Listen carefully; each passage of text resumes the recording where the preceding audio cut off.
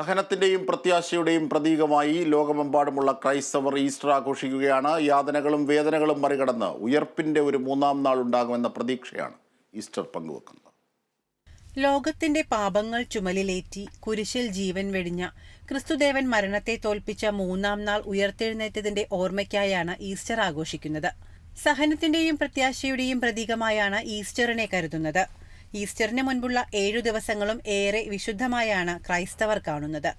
ശനിയാഴ്ച അർദ്ധരാത്രി മുതൽ പള്ളികളിൽ ആരാധനയോടുകൂടിയാണ് ഈസ്റ്റർ ആഘോഷം ആരംഭിക്കുന്നത്. ക്രിസ്തുദേവൻ ശിഷ്യരോടൊപ്പം അവസാനത്തെ അത്താഴം കഴിച്ച പെസഹ വ്യാഴവും തുടർന്ന് ദുഃഖവെള്ളിയും കഴിഞ്ഞാണ് ഈസ്റ്റർ ആഘോഷിക്കുന്നത്. പള്ളികളിൽ ഈസ്റ്ററിന് പ്രത്യേക ശുശ്രൂഷകൾ, കുർബാന, തിരുക്കർമ്മങ്ങൾ എന്നിവ നടത്തും. ഈസ്റ്ററിന്റെ സന്ദേശം ഭാവിയിലേക്കും പ്രത്യാശയും പ്രചോദനവും പകരുന്നതാണ്. വർണ്ണശബളമായ ഈസ്റ്റർ എഗ്ഗാണ് ഈസ്റ്റർ ദിനത്തിലെ താരം. മെസൊപ്പൊട്ടേമിയയിലെ ക്രിസ്തീയ വിശ്വാസികളുടെ ഇടയിൽ തുടങ്ങിയ ഈസ്റ്റർ എഗ്ഗ് പിന്നീട് മറ്റു രാജ്യങ്ങളിലേക്കും വ്യാപിക്കുകയായിരുന്നു. 50 ദിവസത്തെ നോമ്പാചരണത്തിന്റെ വിശുദ്ധിയോടെയാണ് സ്നേഹത്തിന്റെയും പ്രത്യാശയുടെയും തിരുനാളായ ഈസ്റ്റർ വിശ്വാസികൾ ആഘോഷിക്കുന്നത്.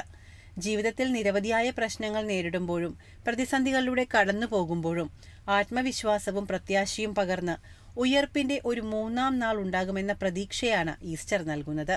News desk, Kerala vision news.